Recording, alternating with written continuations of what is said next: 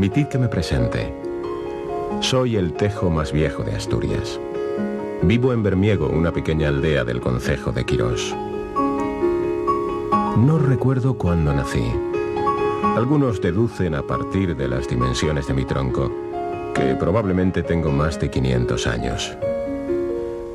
5 siglos. Si yo os contara la cantidad de cosas que he visto en ese tiempo. Por ejemplo, la construcción de la ermita que está a mis espaldas. Una edificación antigua a la que suelen acudir los habitantes de la aldea con frecuencia. Pero hoy quiero hablaros un poco de los míos. Si ahora rompo un silencio de lustros, es para contaros cosas de nosotros y de las comunidades que formamos, de los árboles y los bosques de Asturias. Una historia larga, de inmóvil espera, del silencioso ciclo de nuestra vida. De un principio y un final a veces prematuro, cuando debemos entregar nuestra riqueza.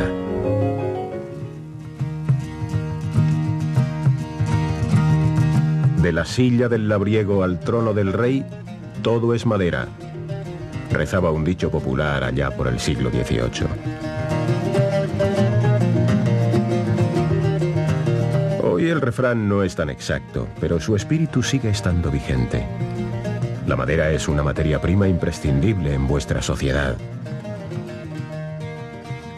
Debéis conocer y reconocer la importancia que tenemos como productores de este material que os es tan necesario.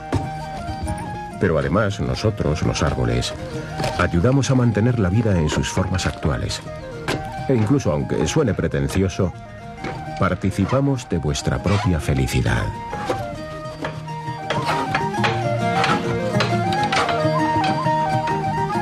No sé por qué. Tal vez sea la edad, pero uno se pone melancólico. Recuerdo ahora a Machado, uno de vuestros mejores poetas. El hombre de estos campos que incendia los pinares y su despojo aguarda como botín de guerra. Antaño hubo raído los negros encinares, talado los robustos robledos de la sierra. Hoy ve a sus pobres hijos huyendo de sus lares, la tempestad llevarse los limos de la tierra por los sagrados ríos hacia los anchos mares. Y en páramos malditos trabaja, sufre y yerra.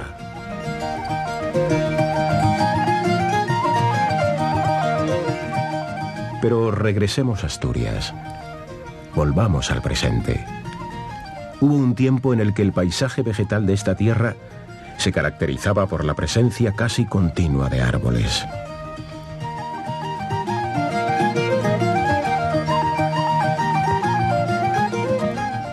De esta tónica general escapaba y escapa la alta montaña. En ella los fríos y las heladas impiden el crecimiento de árboles y arbustos. No es difícil imaginar el territorio de Asturias antes de la intervención del hombre, ocupado prácticamente por bosques, donde miles y miles de nosotros nos desarrollábamos saludablemente.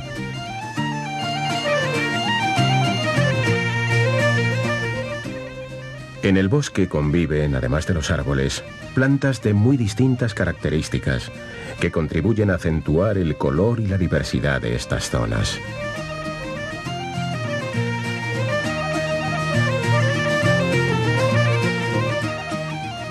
Muchos animales tienen también un carácter estrictamente forestal y dependen por entero de los bosques para vivir. Ese es el caso del mítico urogallo, pero también del pito negro, que se alimenta de los insectos que crecen en la madera.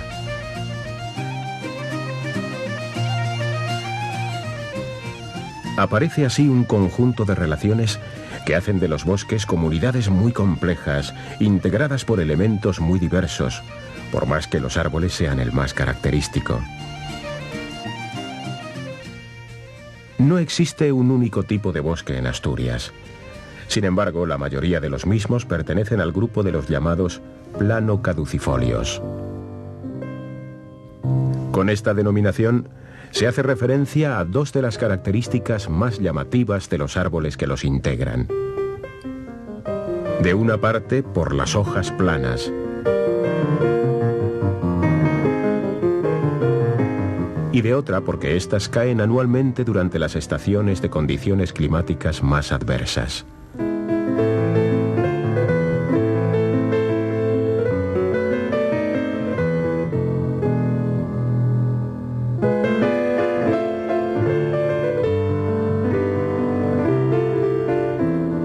Son precisamente estos cambios que el ritmo de las estaciones introduce en el seno de nuestros bosques uno de los rasgos paisajísticos más representativos de la región y de toda la España cantábrica.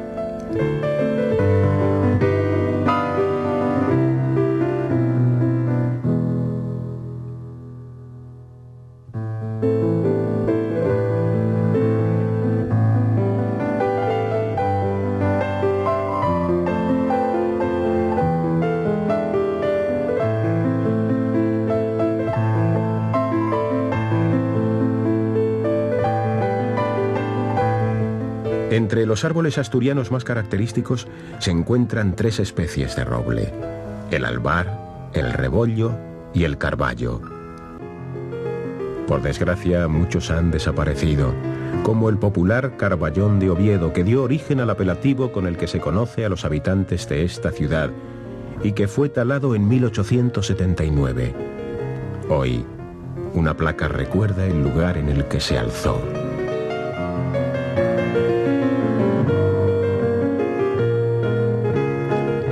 Entre los que aún se mantienen en pie, destaca el llamado Carballón de Valentín en Tineo, con casi 11 metros de circunferencia en la base del tronco. De tan notable monumento vivo, existen testimonios que acreditan sus extraordinarias dimensiones hace ya más de un siglo.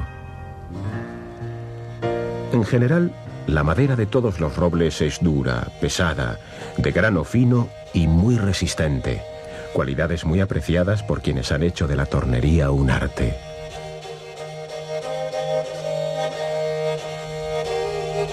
Estos magos del Formón y la Escofina, depositarios de un saber milenario, llegaron a ser en algunos lugares de Asturias, como en Degaña, un gremio muy numeroso. Se les conocía con el nombre de cunqueiros, pues se dedicaban mayoritariamente a la fabricación de cuencos, escudillas y utensilios de cocina.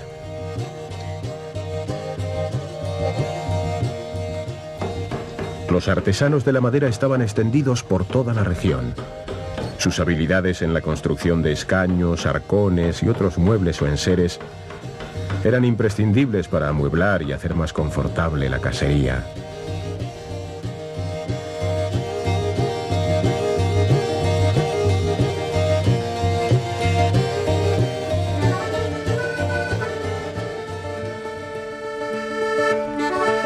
Tan características de nuestros bosques como los robles son las hayas.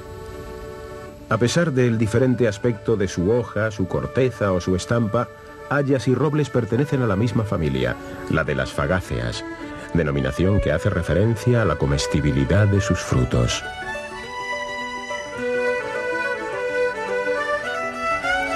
La frondosidad, el porte recto de los fustes y la práctica ausencia de matorral da a los hayedos el aspecto soñado para los bosques de los cuentos de hadas.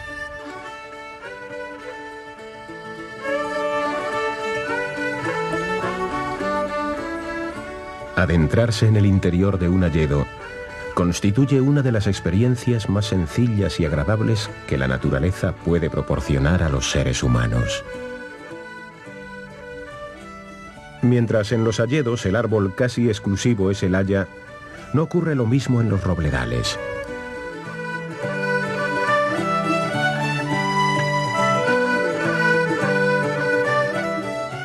Aquí, junto a la especie dominante que da nombre al conjunto, no es infrecuente la presencia de otros árboles, como los arces, los fresnos o los serbales, aunque estos suelen aparecer solo por encima de los 600 metros de altitud.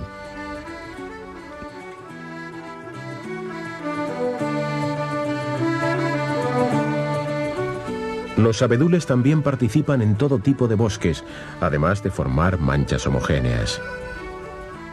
Estos abedulares se dan en terrenos silíceos y señalan el límite superior de los bosques. Cuando los vemos, podemos tener la certeza de que más arriba, a mayor altura, ya no hay árboles. Mención especial merecen los 3 árboles autóctonos que no pierden la hoja en invierno. El primero de ellos, la encina, es una reliquia de épocas pasadas, en las que las circunstancias climáticas eran más favorables. Por contra, los otros 2, el acebo y los de mi especie, los tejos, rara vez aparecen configurando masas boscosas, siendo más habitual su presencia aislada, salpicados entre hayas y robles.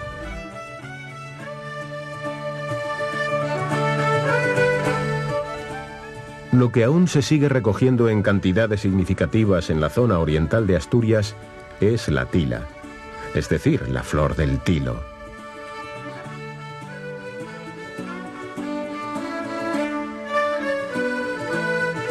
Sus propiedades sedantes la hacen muy estimada en infusión.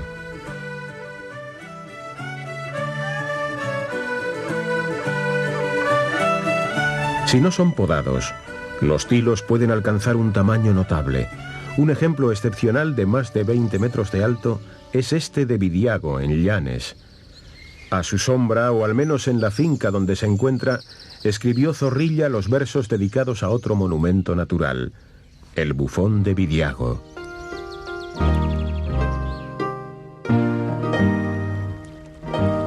La distribución original de los árboles en el territorio asturiano no es caprichosa ni debida al azar, sino a los requerimientos de las distintas especies.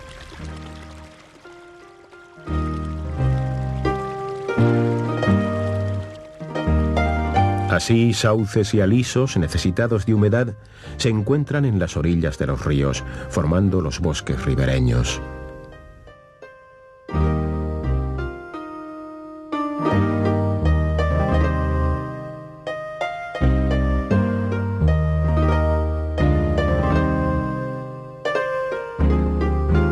En un corte de la región de norte a sur, la distribución ideal de los bosques podría representarse así.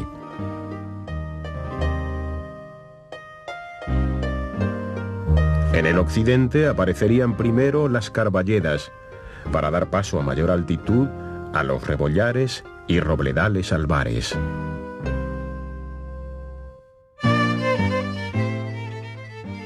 Más arriba, ya por encima de los 800 o 900 metros, encontraríamos los hayedos. Y ya por último, orlando el bosque, aparecerían los abedulares. Finalmente, ocupando las orillas de los cursos de agua, tendríamos los bosques de ribera.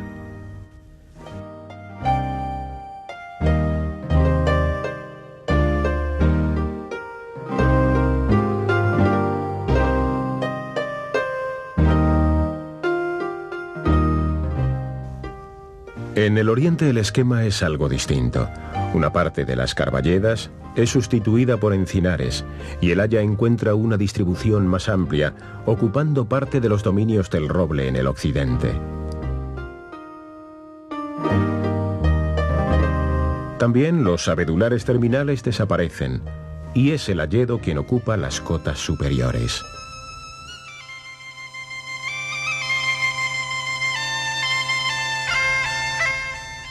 Pero los bosques han sufrido transformaciones desde que el hombre es hombre, con periodos especialmente críticos.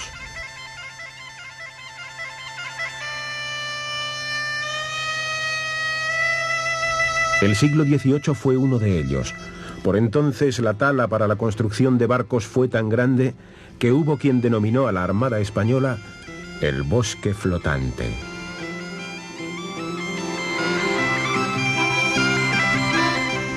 La madera de roble era de las más buscadas. No todas las piezas servían para los astilleros, pero el resto era convertido en carbón vegetal para las fundiciones que fabricaban los clavos, cañones y otros elementos metálicos de los barcos.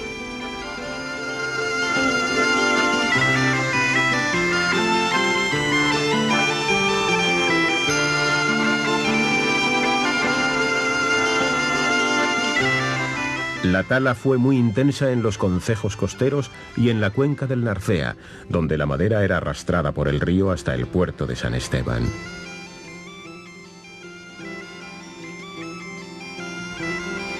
A consecuencia de las cortas masivas, el paisaje fue variando, aunque restos de los lugares.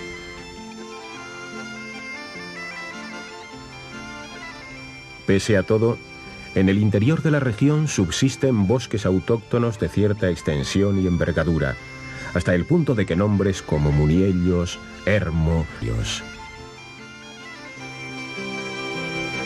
Pero las 325.000 hectáreas que en Asturias se consideran arboladas están muy lejos de corresponder íntegramente a estos bosques. Algo más de la mitad están ocupadas por especies foráneas, entre las que destacan el castaño y los pinos, instalados sobre todo en la zona media de la región, así como el eucalipto en la zona costera.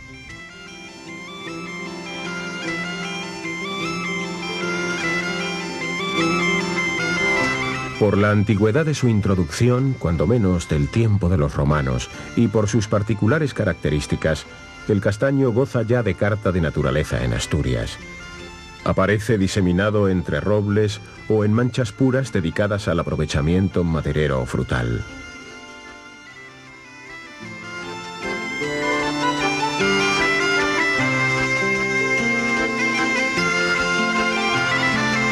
La madera de castaño es la de las duelas de las mejores cubas y toneles y contribuye a mejorar el sabor y la calidad de la buena sidra.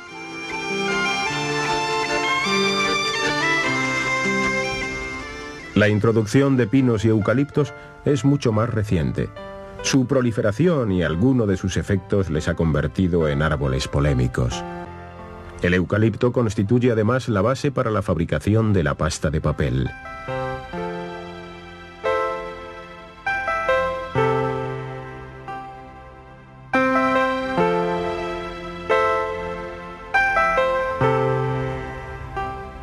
Estos dos hombres se dirigen en el interior de un hayedo a la busca de un ejemplar al que le ha llegado la hora.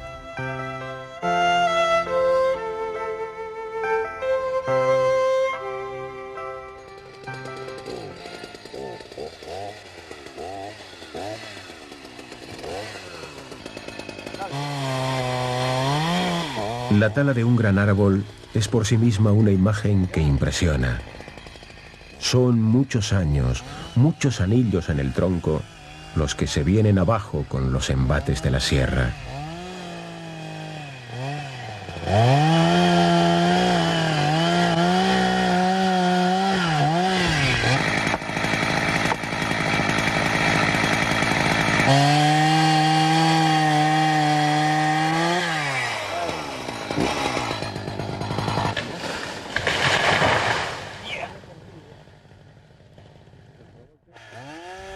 Nunca hasta hoy la capacidad de los seres humanos para transformar la naturaleza había sido tan grande, pero tampoco lo habían sido los recursos disponibles para la preservación del medio natural.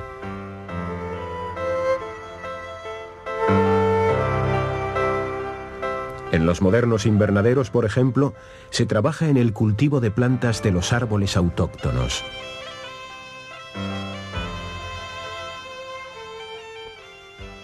Es necesario evitar que se malogre la simiente y garantizar el mantenimiento de las distintas especies.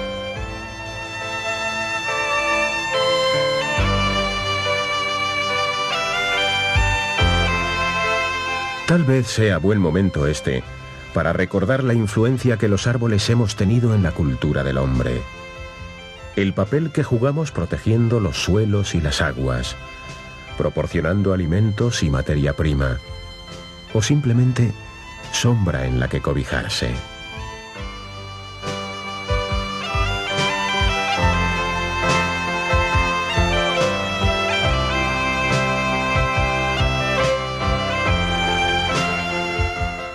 Elegid con sentido y utilizadnos cuando sea preciso.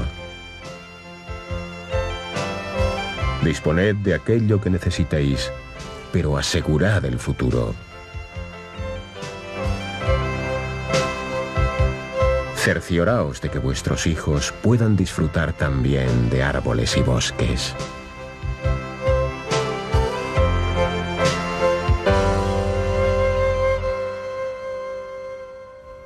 En vuestras manos está.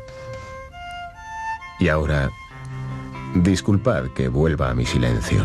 Los años me fatigan. No olvidéis lo que habéis visto. Pensad en ello y haced lo posible porque otros árboles, hoy jóvenes, lleguen a ser centenarios como yo. Hasta siempre.